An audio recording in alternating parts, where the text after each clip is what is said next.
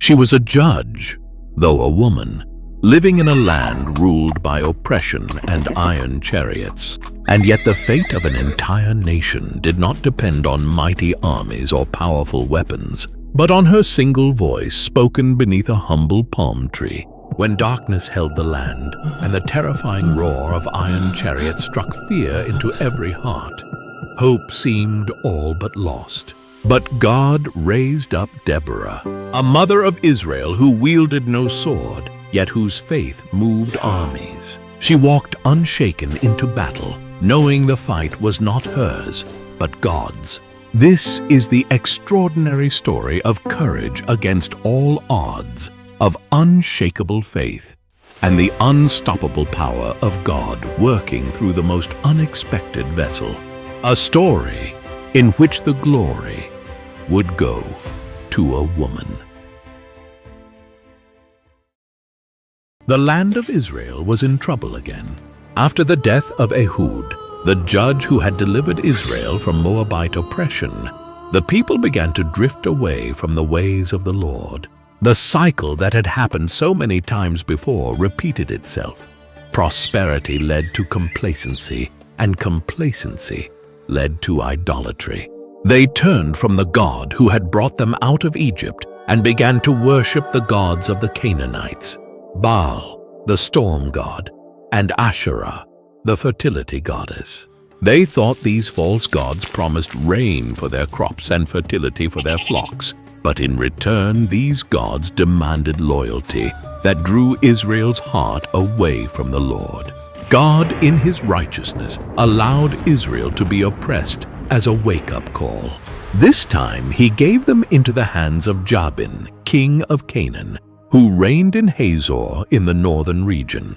Hazor was a powerful fortress city, its ruins today still speaking of its once great walls and palaces. Jabin's military commander was Sisera, a ruthless general with a terrifying advantage: 900 iron chariots. In those days, iron chariots were like tanks, fast, unstoppable on open ground, and deadly in battle. The Canaanites used them to terrorize the Israelite tribes, attacking farmers in their fields, burning villages, and demanding heavy tribute. For 20 long years, Israel suffered under Jabin's cruelty. This was the price of idolatry.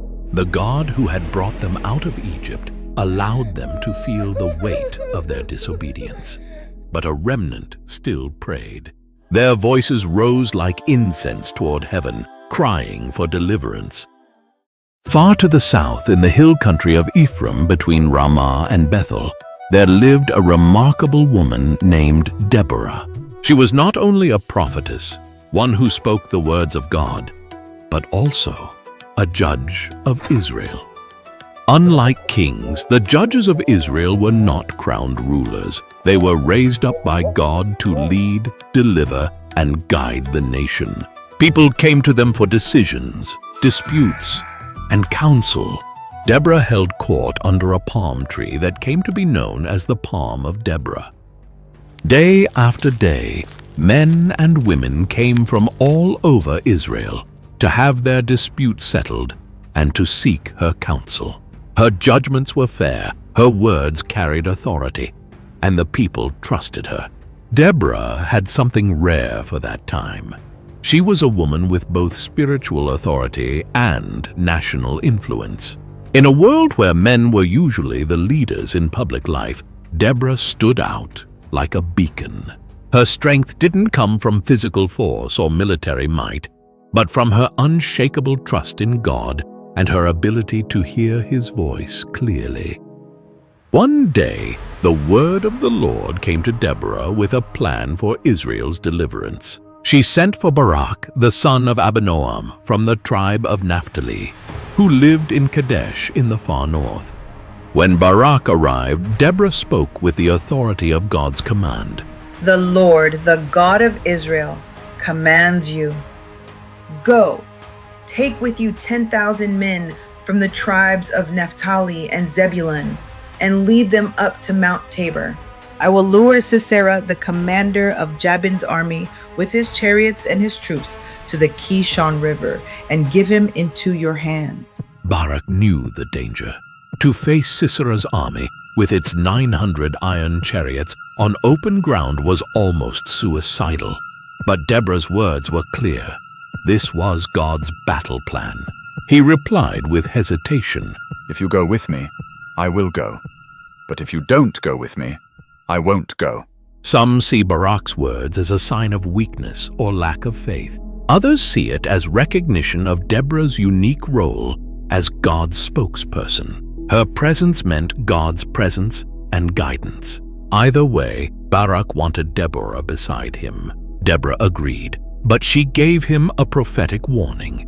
Certainly I will go with you, but because of the course you are taking, the honor will not be yours, for the Lord will deliver Sisera into the hands of a woman. It was a strange prophecy. In the warrior culture of ancient Israel and Canaan, the highest honor was to defeat and kill the enemy's commander, a feat that brought fame, respect, and glory to the warrior who accomplished it. To be told that this honor would go not to Barak, but to a woman was unexpected. Yet he trusted God's plan through her. By the way, if you find any of these videos interesting, meaningful, or enjoyable, please consider subscribing. These take a long time to make, and it really helps out. And if you love what we're doing and want to go a step further, you can now become a channel member.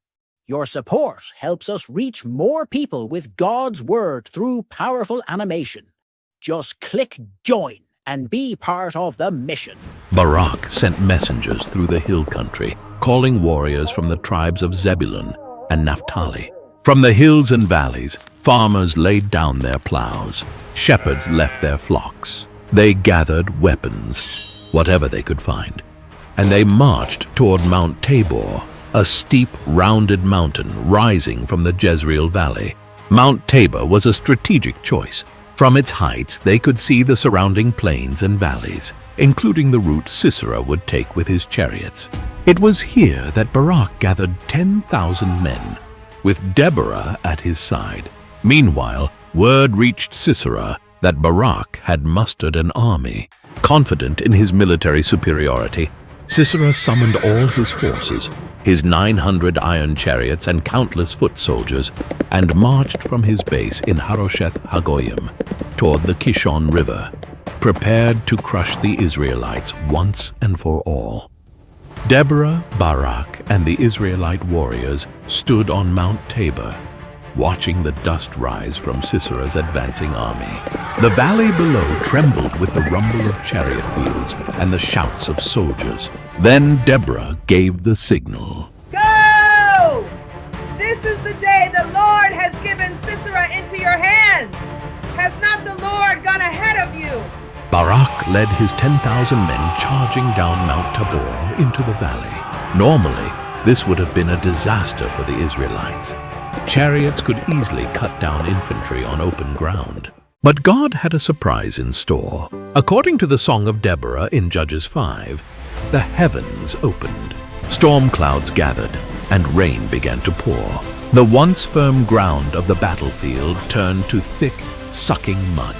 The Kishon River, swollen by the rain, surged violently, washing over the plain and carrying debris in its rushing current. Sisera's iron chariots, the pride and terror of his army, became useless. Wheels sank deep into the mire, horses struggled, and warriors clung desperately to their mounts. What had been a force of fearsome strength became a trapped, chaotic mass. Meanwhile, the Israelite warriors pressed forward with courage and precision. They struck with fierce determination, their hearts steady and full of faith. Confusion spread through the Canaanite ranks, and the once fearsome army broke and fled in panic.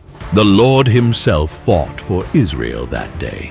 The enemy's power crumbled, and Israel's deliverance was complete, a dramatic testament to God's sovereignty and faithfulness. But the story wasn't over. Amid the chaos, Sisera saw that the battle was lost. Abandoning his chariot, he fled on foot toward the tent of Jael, the wife of Heber the Kenite. The Kenites were descendants of Hobab, Moses' brother-in-law. They lived in peace with the Canaanites, and Heber had even made an alliance with King Jabin. For that reason, Sisera believed Jael's tent would be a safe place to hide. Jael came out to meet him, her manner calm and welcoming. "Come, my lord, come right in. Don't be afraid," she said. She covered him with a blanket and gave him milk to drink. Exhausted from the battle and believing he was safe, Sisera asked her to stand guard at the door and tell anyone who came that he wasn't there. But when Sisera had fallen into a deep, exhausted sleep, Jael moved with quiet purpose. She took a tent peg and a hammer, tools that women in her nomadic culture were skilled in using to pitch tents, yet deadly in her hands. Step by careful step, she crept toward where Sisera lay under the blanket. With one swift, decisive blow, she drove the tent peg through his temple into the ground. The blow was final. Sisera never woke. Moments later, Barak came in pursuit. Jael stepped out of the tent to meet him, her face calm. "Come," she said. "I will show you the man you're looking for." He entered and saw Sisera dead. In that moment, Deborah's prophecy was fulfilled. The glory of victory over the enemy's commander had gone to a woman. That day, God subdued Jabin, king of Canaan, before the Israelites. From then on, Israel grew stronger until they destroyed Jabin completely. To celebrate the victory, Deborah and Barak sang a song, one of the oldest poems in the Bible, recorded in Judges 5. And for 40 years after this, the land of Israel had peace. Deborah's story is more than an ancient battle account. It pulses with truths that still speak to us today. In an age when men held nearly all positions of public authority, God chose a woman to serve as judge, prophetess, and military leader, showing that his call is never bound by human expectations. Her courage flowed from her faith, and her faith produced action. Even Barak, hesitant at first, stepped forward in obedience, and God honored that step. The victory they saw was not the result of superior weapons or greater numbers, but the Lord's intervention.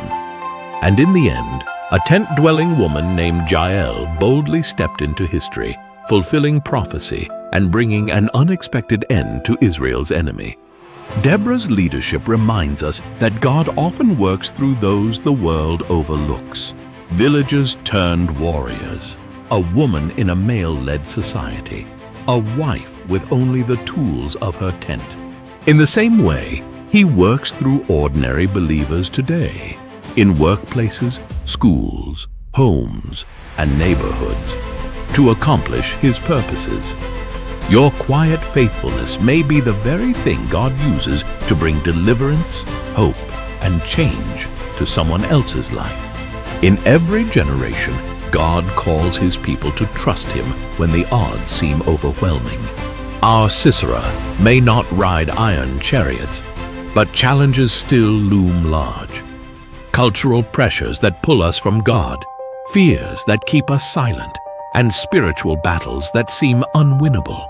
Like Deborah, we are called to stand firm in truth, speak courage into those around us, and move forward when God says, "Go." Just as God fought for Israel against Sisera's army, he fights for his people now, in battles seen and unseen, in victories large and small. That same hand still moves for his people today. The real question is this: will you trust him enough to step onto the battlefield? Your faith, like Deborah's, Barak's, and Jael's, may be the very instrument God uses to bring deliverance, hope, and change in your life and in the lives of those around you. If you haven't subscribed yet, please don't forget to do so. It really helps us continue providing you with amazing videos like this.